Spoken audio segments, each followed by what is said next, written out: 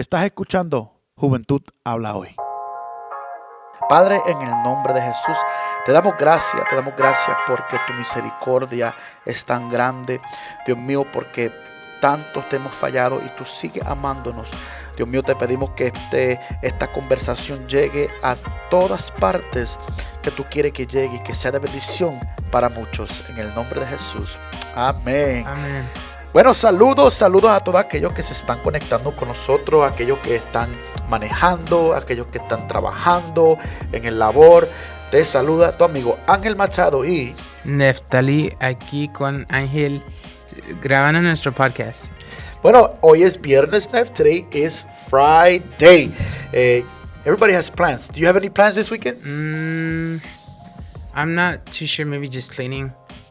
Yeah, just getting ready for the holidays and making sure, when we get out for our vacation, it's relaxed. None of this doing stuff that, we should have done all year. Sure. Estamos en la época de lo que era Navidad. Ya pasó Thanksgiving. La gente ya está cansada del guajolote, el pavo. Y ahora estamos preparándonos para la Navidad. Y hay muchas cosas que están sucediendo aún en el mundo de hoy. Pues nosotros tenemos un tópico muy interesante en el día de hoy, la cual todos saben y están relacionados al tópico en la cual nosotros vamos a estar hablando hoy, que es el COVID-19. ¿Cuáles son algunas cosas que nosotros hemos escuchado sobre esta pandemia, Nef? Bueno, John Hopkins Hospital identifies it as a virus that infects the respiratory system, and it has caused a worldwide pandemic. So we know that it's easy to spread, and si no estás en los Estados Unidos, tal vez estás escuchando de que serán las escuelas, serán los negocios, las comunidades, y entonces estamos how do you say experimentando un Navidad bien raro, ¿verdad? Como el Thanksgiving nos decían de que no nos podíamos juntar, y ahora estamos en la Navidad, en el tiempo de Navidad, donde siempre nos acostumbramos nosotros, como hermanos de iglesias o como familia, a juntarnos y celebrar la razón para los días de festejo. Creo que es importante, esta pandemia comenzó ya, me acuerdo, ya como en la segunda semana de marzo de este año 2020. Lo interesante de todo esto, de lo que comienza hasta el sol del día, pues hemos experimentado casos muy drásticos, hemos experimentado casos muy tristes en la cual muchos familiares de muchas personas han muerto a causa de esta pandemia o a causa de esta enfermedad. Pero una pregunta que yo siempre he tenido es que según los datos que la gente da, dicen que pues el flu es peor que el COVID-19. En el flu, más gente mueren del flu de lo que mueren en lo que es esta pandemia de COVID-19. La pregunta es ¿por qué hay tanta por qué hay tanto why is there so much fear, okay, over COVID-19 versus the flu? Sabiendo que el flu mata más personas que el COVID-19, según los números, pero ¿por qué hay tanta necesidad de la precaución en el día de hoy o en el mundo entero? Well, I don't know about the how much more deadlier the flu is with in contrast to the coronavirus. But what I do know is that it's far more infectious, right? The ability, la probabilidad de que tú te vas a poder infectar nomás yendo a de compras en la tienda, ¿verdad? Es más alto que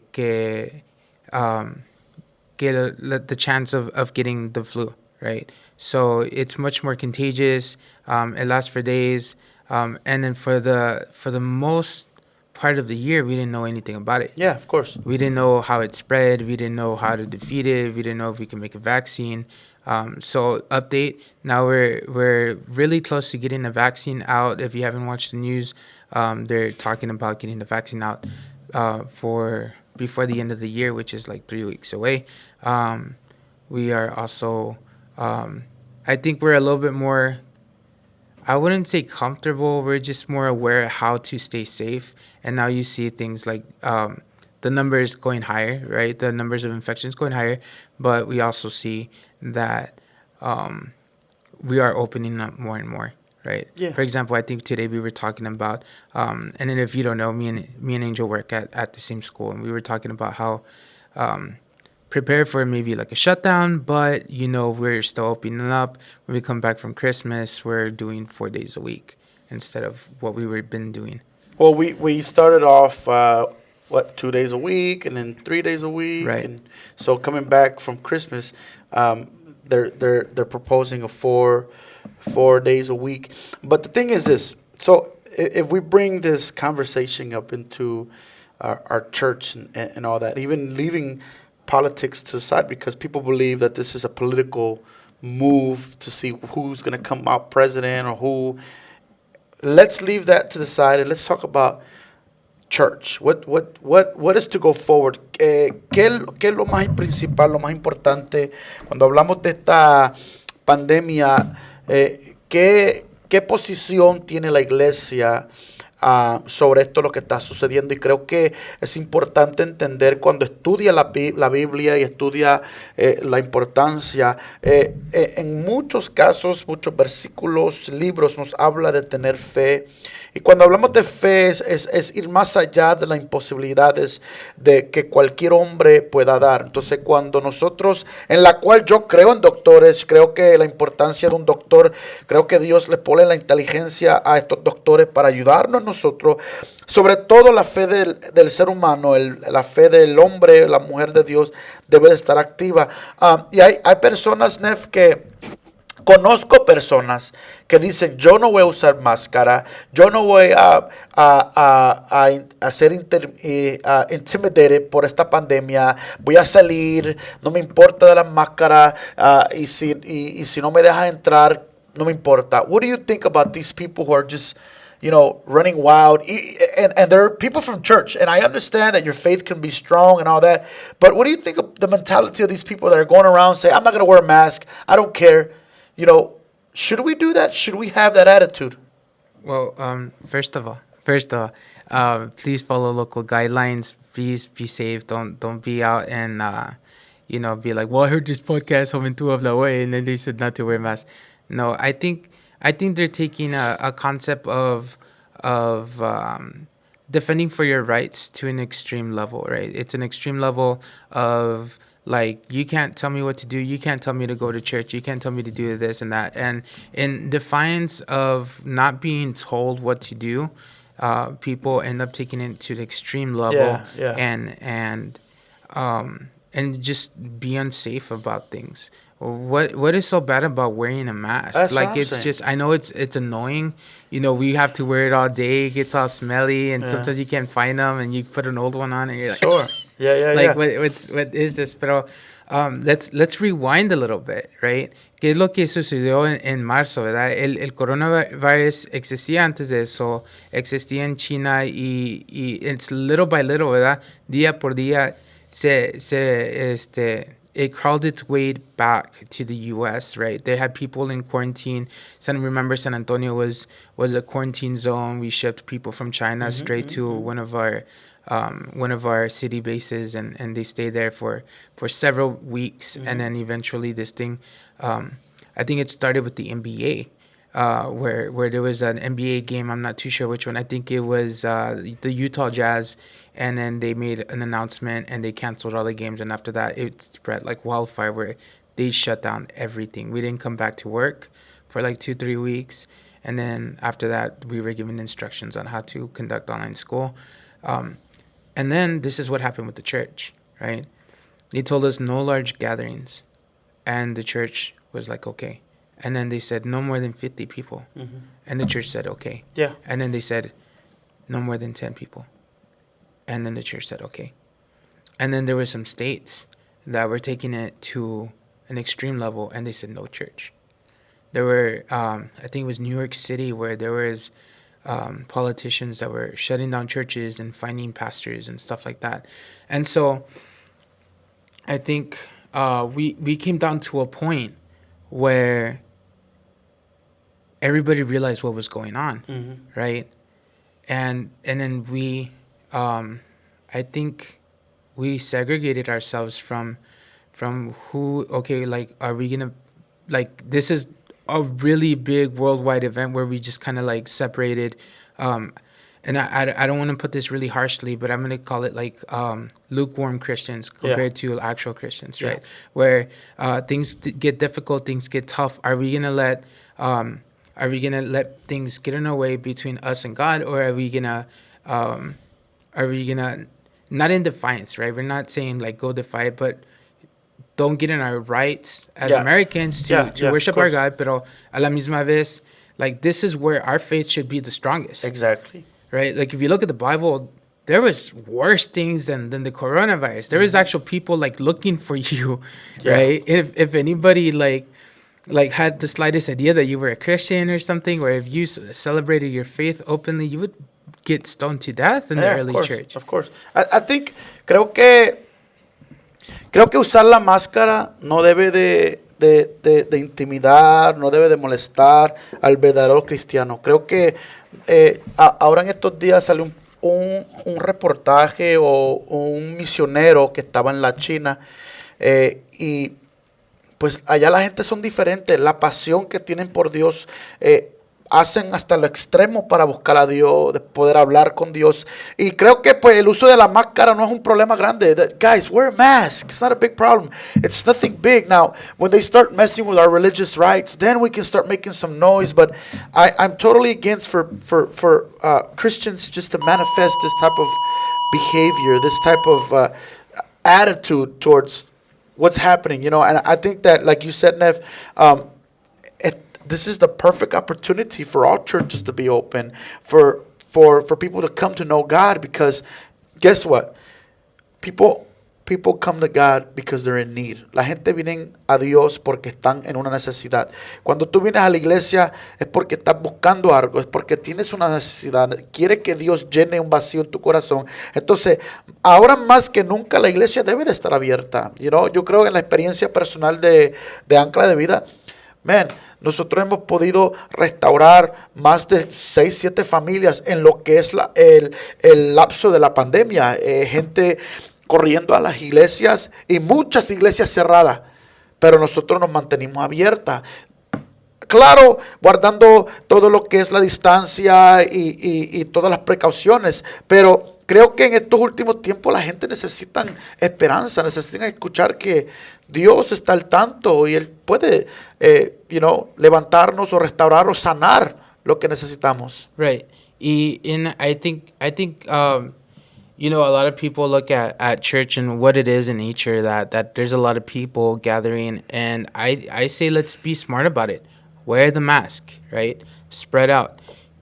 Excuse me. If you're a pastor, if you're a leader, right, start having some of those like multiple services. Spread out your congregation into multiple services, right? If you are a Advent Christian, a churchgoer, and you feel weird about going to church, you should be logging on to those live streams. I know plenty of churches who invested lots and lots of money and lots of resources into putting those live streams. Yeah, some of them are not the greatest ones ever, but you know what? You go to that church, and if it's really, really important to you, let the pastor know. Mm-hmm. Tell them, hey, oye, no hay posibilidad de que podamos a invertir en esto, a subir la calidad y todo eso. I mean, even back then, there's pastors that used to say, "Oh, el internet es del diablo."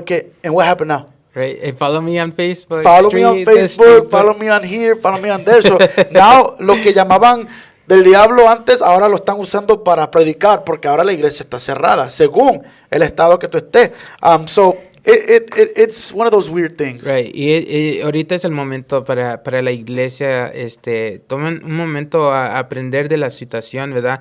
Creo que tuvimos un buen tiempo de paz, donde no había un evento bien extremo de que nos puso al, how do you say test,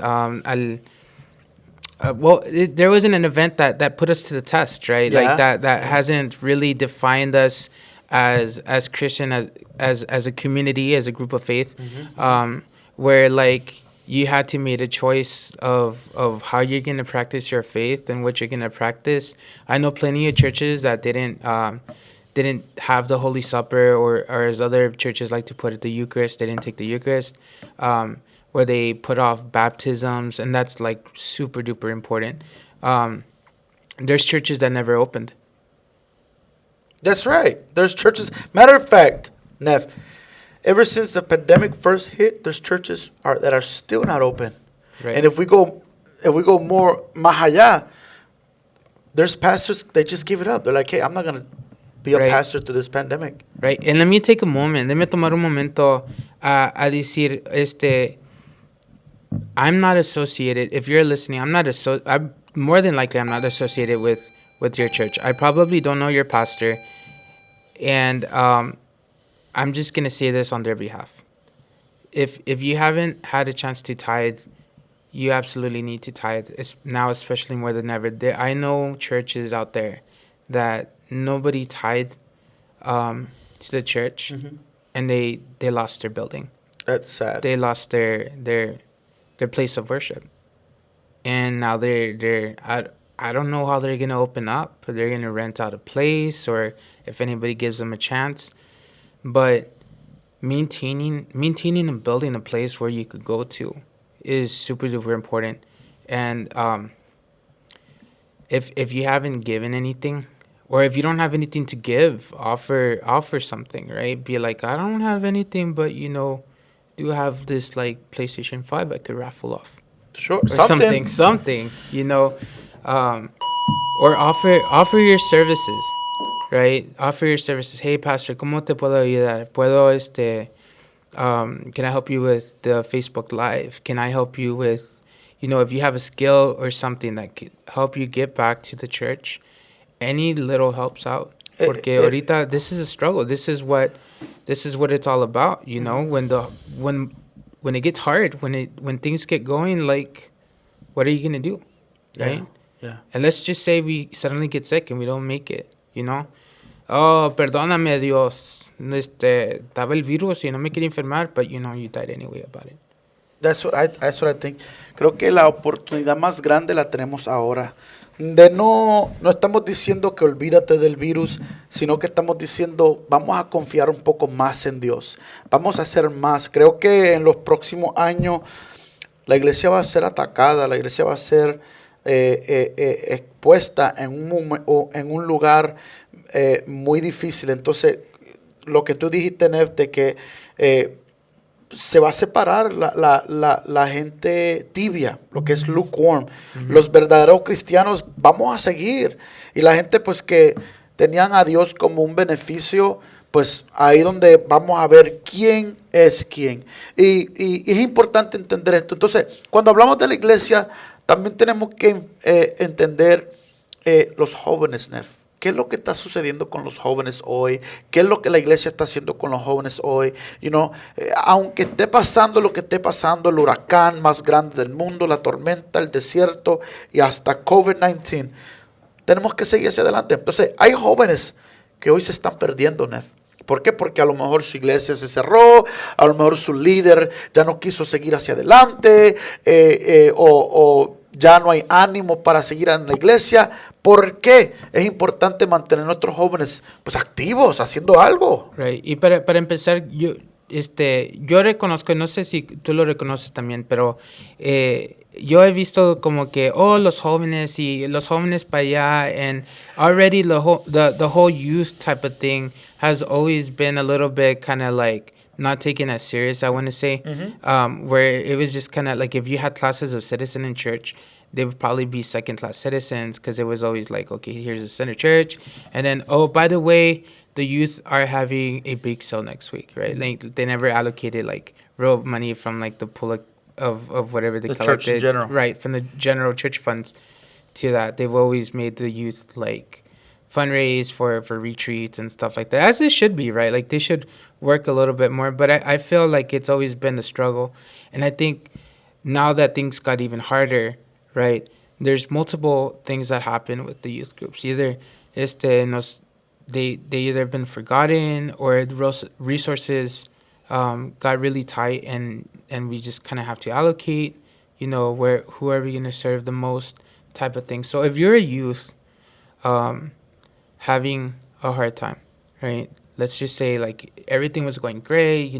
We had an amazing Christmas service, and I was volunteering for a couple of weeks, and then we were gonna have retreat in March, but we never went to retreat in March, and now I'm having really weird feelings about my faith. I really ask you to pray, and I really, really, really ask you to go talk to your pastor. Ve, habla con tu pastor, y habla y dile de lo que estás sintiendo, en la falta que tiene Jesucristo en tu vida, porque no, we didn't have like all these communications, right?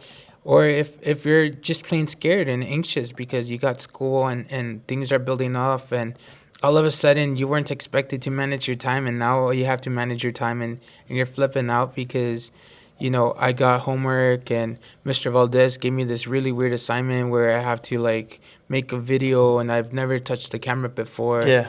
And it happens. And Neff, one of the biggest things in that I want the listeners is that understand that if we don't keep the youth active in church, they're gonna get their attention is gonna get caught somewhere else. right. And with the stuff that's going on, whether it be with music, whether it be boyfriends, girlfriends, whatever's happening in life, TikTok, right. yeah.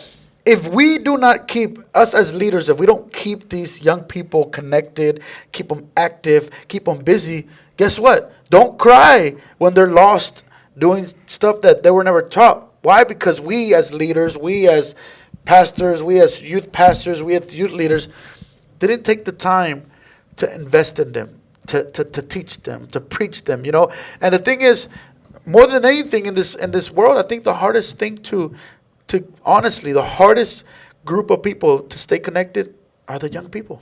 Right. And I think to add to that is that if you are a youth person, I think you're smarter than what a lot of people let on. You're a lot smarter. You're a lot more brighter, right? Than people perceive you, and you know that. And then I think as a youth, you have a mouth. It's your responsibility to keep your pastor in line, and to say, Pastor, with all due respect, I kind of need this from you, right? And tell them if they're not, if you're not getting what you need, talk to them. Use your voice, right?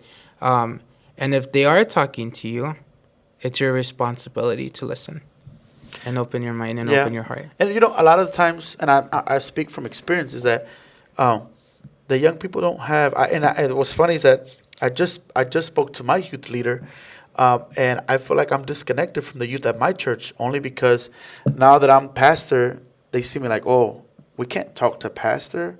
So for so many years, I've been working with youth, and I've had that one-on-one connection with them, that encounter, knowing them like personally, knowing what battles spiritually they're going through, and I can help them.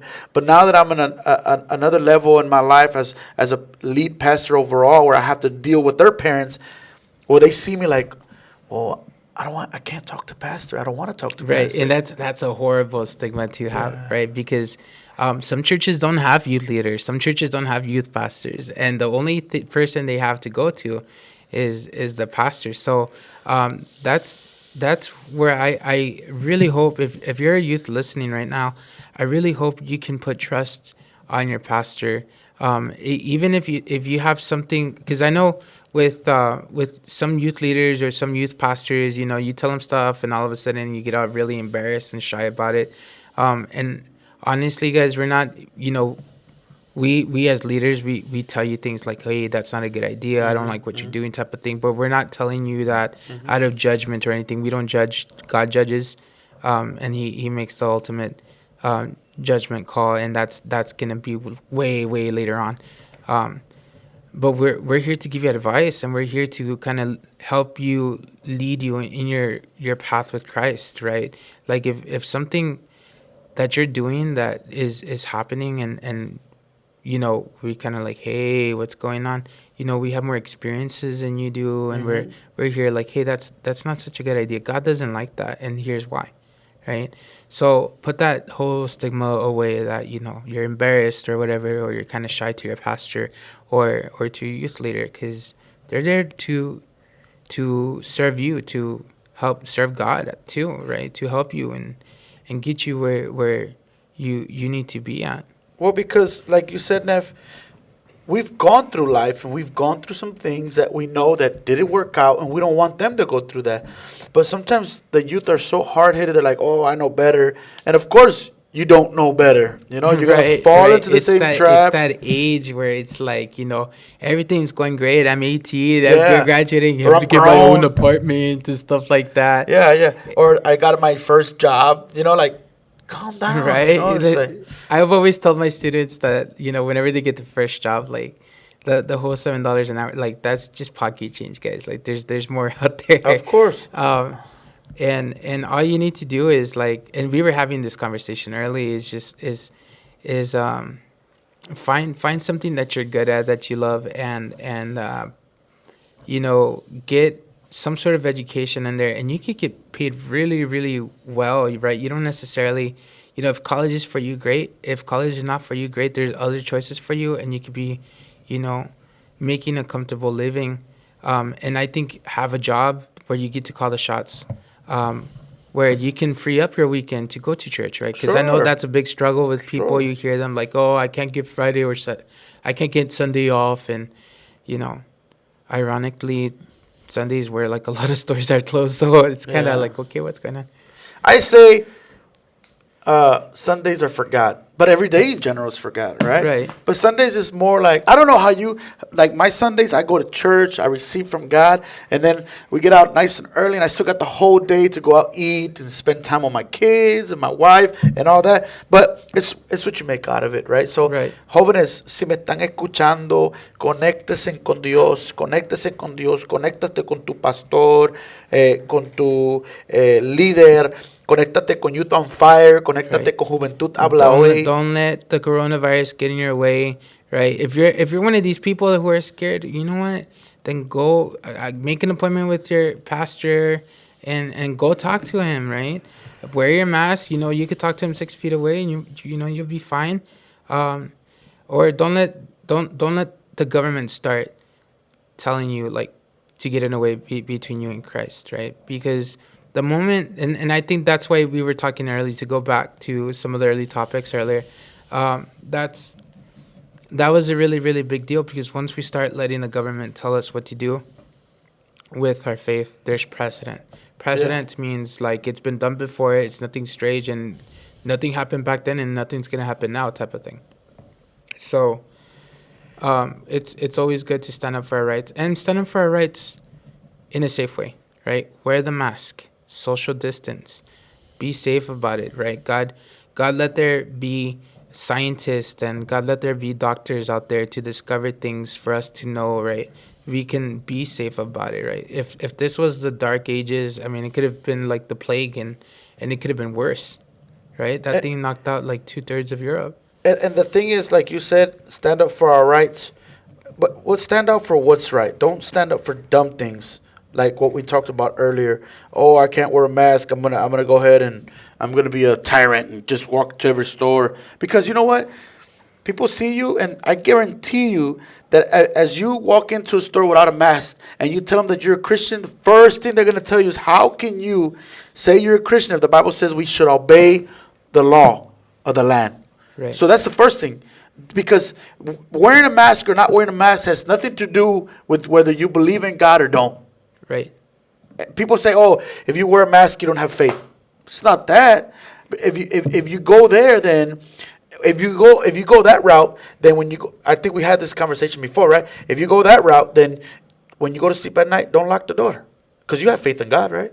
Right. But leave the doors open, leave the windows open, leave your car doors open. Go 100 miles an hour. Go 100 miles an hour. Don't wear your seatbelt. But we do that because those are precautions. Right. We want to be safe. We want to be safe. Right. You understand? So be careful, guys. Wear a mask. This wearing a mask versus you not wearing one has nothing to do that you don't have faith in God. Right. It's just, obey the obey the laws of the land and take this opportunity. If your church is open, run to church every day that's open. Right. And just serve God overall and serve your pastors, serve your leaders, so you can spread the gospel of Jesus Christ. Amen. Amen to that.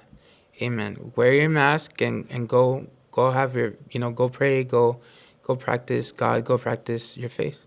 Absolutely. So, si tienen un lugar, ya nosotros pues queremos dejarles saber que si ustedes tienen un lugar a donde adorar a Dios, llegue ahí, llegue a tu iglesia todos los días que tenga, toda oportunidad que tú tengas de poder servir a Dios, hazlo. Yo sé que Dios puede estar en tu casa, pero no hay nada. La iglesia, la Biblia dice, ¿verdad?, que hay dos cosas que son impresionantes que la Biblia dice. Primero, en los últimos días el amor de muchos se enfriará. Número dos, en los últimos tiempos también la gente no creer congregarse no es importante. Hay gente que dice, yo no me necesito congregar porque puedo buscar a Dios en casa. Cierto, pero tu casa no es como la casa del Señor. ¿Me entiendes? Hay una diferencia. Pero creo que es importante, los que nos están escuchando, corra a una iglesia que te prediquen la verdad de Dios. Corra, sirve a Dios, sirve a tus líderes y predica a Cristo. Creo que estamos ya entrando a una época muy peligrosa donde necesitamos predicar a Cristo. Y quiero tomar este tiempo para orar contigo. No sé qué es lo que está sucediendo en tu vida en estos momentos. No sé, aquellos que nos están escuchando, qué es lo que está pasando, por qué tienes tanto estrés, o tiene una puerta abierta de lo que es la depresión. ¿Qué puerta tienes abierta? Pero yo tengo la solución y esa solución es Cristo. Vamos a orar ahí donde tú estás para que Dios comience a sanarte y hacer lo que Él tenga que hacer contigo. Padre, en el nombre de Jesús, te damos gracias en este día porque tú eres hermoso. Gracias por la oportunidad que tú nos das de poder hablar, dialogar de lo que está sucediendo. Te pido por cada persona que nos están escuchando en este momento, Dios mío, que tú comiences a sanarlos, que tú comiences a liberarlos, que tú comiences a hacer milagros. Aleluya, Dios mío, creemos en los milagros, creemos los milagros que tú hiciste 2000 años atrás y sigues haciendo milagros. Somos testigos de los milagros. Por lo tanto, pido que cada persona que esté escuchando este podcast, Dios mío, que tú comiences a hacer milagros en ellos, milagros eternos, milagros espirituales, milagros físicos, milagros materiales. Yo lo declaro, Dios mío, Señor, creyendo que tú eres el Dios Todopoderoso. Te damos gracias, Señor, y esta palabra la creemos fielmente y sabemos que llegará a miles de personas que aún nos escuchará y nos dejarán saber que Dios todavía hace milagros. Amén, amén. Amén, amén. So, nos vemos next Friday and God bless you. Bendiciones. Hey, Ángel Machado, gracias por conectarse con nosotros en este podcast Juventud Habla Hoy. Este podcast fue creado para ayudarte a ti en tu caminar con Jesús. De ninguna manera queremos reemplazar a tu iglesia o tu pastor y esperemos que esto sea de bendición para ti y para todas tus familias y todos tus amigos. Que la paz de Dios esté contigo. Dios te bendiga. Juventud Habla Hoy is recorded live in San Antonio, Texas. This production is a production brought to you by Youth on Fire in Camerawood. The content cannot be modified, altered, redistributed, or sold in any way without written consent of Youth on Fire or Camerawood. Juventud Habla Hoy is produced by Neftali Valdez.